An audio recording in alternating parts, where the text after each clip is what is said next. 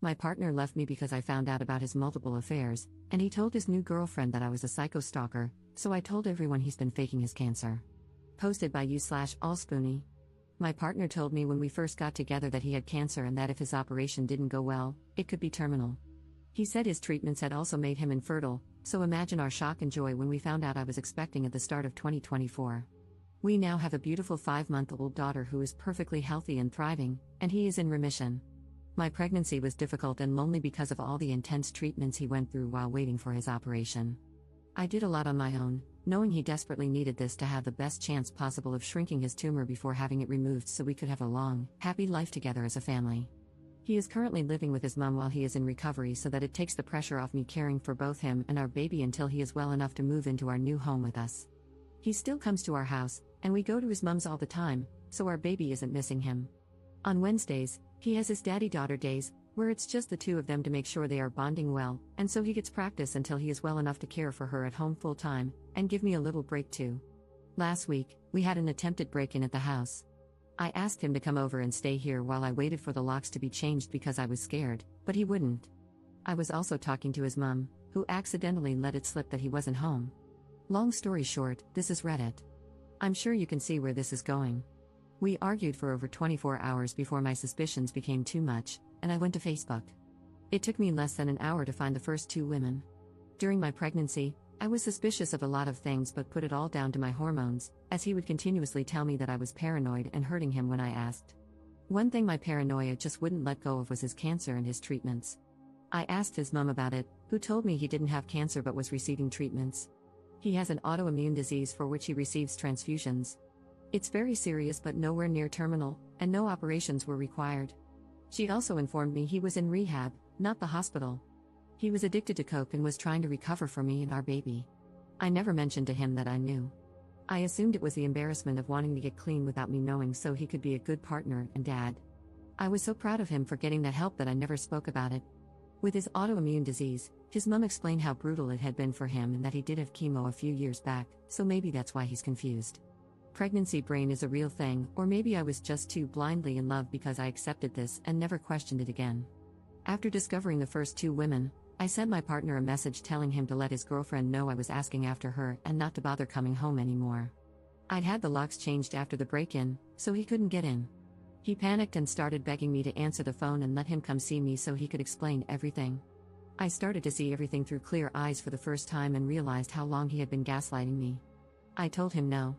Realizing he couldn't get through to me and now aware I was trying to contact his girlfriend, he panicked and went to her instead.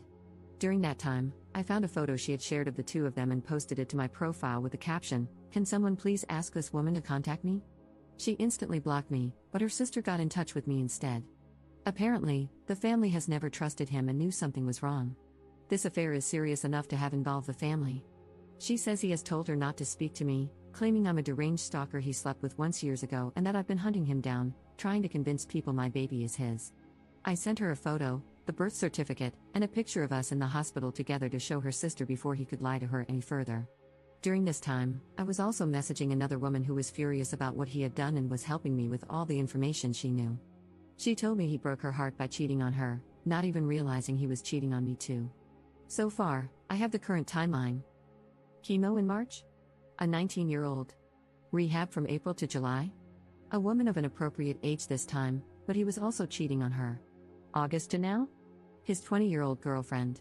I then found out that the emergency cancer medication he claimed he had to leave for in the middle of my labor was actually something else. While I was enduring 2 failed epidurals, screaming in agony and begging the doctors for help because I thought I was dying, while the emergency team rushed in to place extra monitors on our baby in distress, he found it such a turn on that he left to sleep with a 20-year-old, returning just in time to kiss me before I was taken for emergency surgery. This happened on Sunday.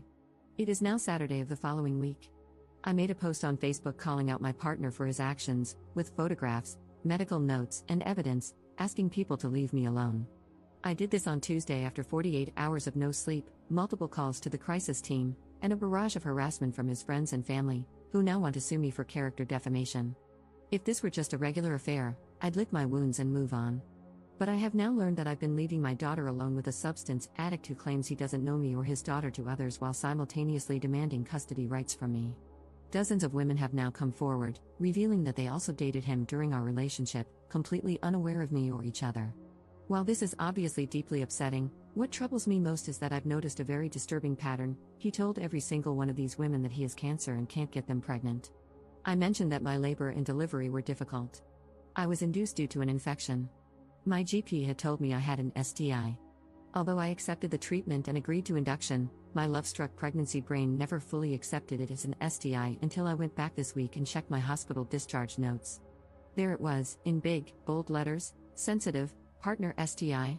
He has been telling women that he has cancer and can't get them pregnant, convincing them they don't need protection. This led to me contracting an STI, which nearly killed me and his daughter during labor, and he wasn't even there because he was with a young girl who also believes he has cancer. I decided to let everyone know that he, in fact, does not have cancer by using a screenshot of his mom's messages. All the women he has slept with need to make sure they take a pregnancy and STI test, as well as all his friends whom he has been guilting for years over his condition, and also social services and the police for sexual endangerment.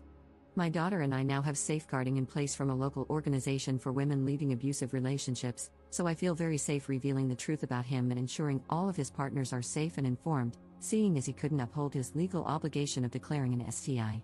I guess his postpartum girlfriend will do it for him. I have also had contact from many of his old friends, band members, and ex-partners who have all given me testimonies to use for the police and as backup in case his mother does, in fact, try to sue me. This man has been lying and manipulating women for over 9 years. So far, everyone is now aware of his lies, and I am waiting for my in-person meeting with the police. I can't imagine any updates from here, as it will likely be a legal battle that probably can't be shared, but if anything else of interest comes up, I will make sure to write about it. Oh, also, my partner is a primary school teacher. Additional information from UP. We're in the UK. His complaints have been escalated to LADO in the past, which is basically our version of what oversees the school's judgment in dangerous situations, but nothing happened. One of his exes has given me all the details of their report to highlight that they ignored her, and it's escalated to this. It's come to light this week that his ex-partners have been reporting him for years to no avail. His mum is on the school board, and her best friend is his head teacher. I'm hoping that, with the added involvement of social services this time and an investigation into child endangerment concerning our daughter, they can't sweep it under the carpet any longer. Relevant comments. Commenter. How does he manage his time? Like, is his superpower time management? A full-time job that requires extra hours, a baby, a girlfriend, a mother, and many lovers? Ops response. He would disappear from time to time and switch his phone off frequently. Not living together was a huge help for him.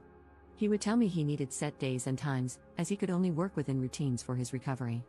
Obviously, I can look back now and see that, really, he just needed to know which girl was where and when. I've been told by multiple people now that he often just wouldn't turn up to work because he was on a bender or at a woman's house. I was kept in the dark because his mom's best friend is the head teacher and would cover for him. Commenter 2. I feel like we need a full name and a link to his Facebook, or at the very least, to make sure he is on PrickAdvisor. Ops response. He deleted his Facebook after I made a post on there. He is the most convincing person you have ever met, but for the first time, someone proved him wrong by posting medical evidence, and he couldn't take it.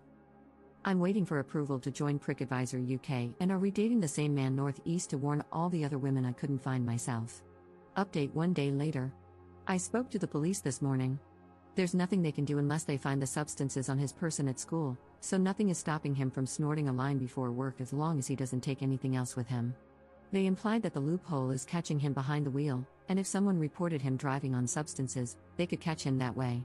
They confirmed that multiple reports and investigations had already begun before my report, so they're unable to share much information with me, even though the case involves me.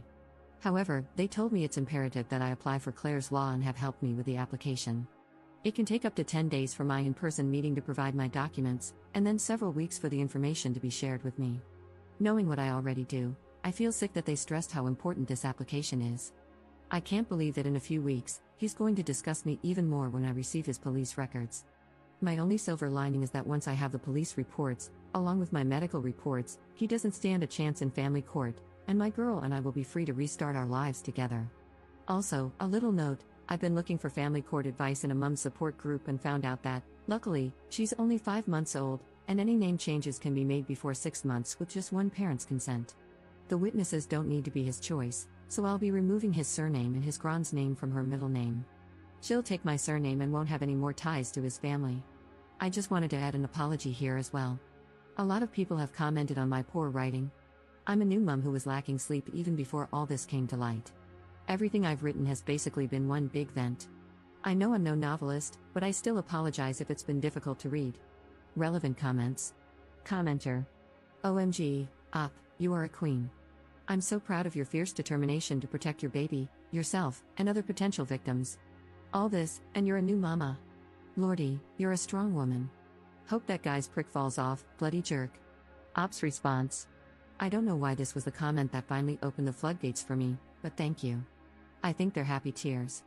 I've spent the last few months building up our rundown little council house, managing to turn it into our dream home, all while caring for our little girl and giving more love and support to him and his family than I've ever given myself. She falls asleep at 12 to 1 a.m., and I work through the night decorating and building furniture. I keep forgetting that I've just given birth. I haven't even recovered myself. He made me into a mouse of a person and so dependent on him that I haven't felt strong at all. But now, I think I can see with clear eyes and realize how many women I've managed to help so far and the work I'm putting in to protect the children at his school.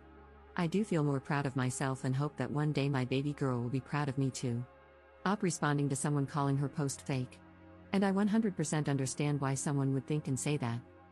I wish it was fabricated, but sadly, it's actually very condensed to focus on his lies about cancer. I haven't even touched on the details of the argument around the attempted break-in that led to this, why or how I found the other women on Facebook, or the argument with his new girlfriend and mum that led to me discovering the extent to which she has been covering for him. I don't even dare go into further details for fear of people not believing the absolute crap show of the past week. I didn't even believe it myself. Second update 2 days later. I have managed to provide enough evidence of substance use and emotional blackmail to the police to have a domestic abuse case opened. This is going straight past the school to the highest authority to keep him away from children.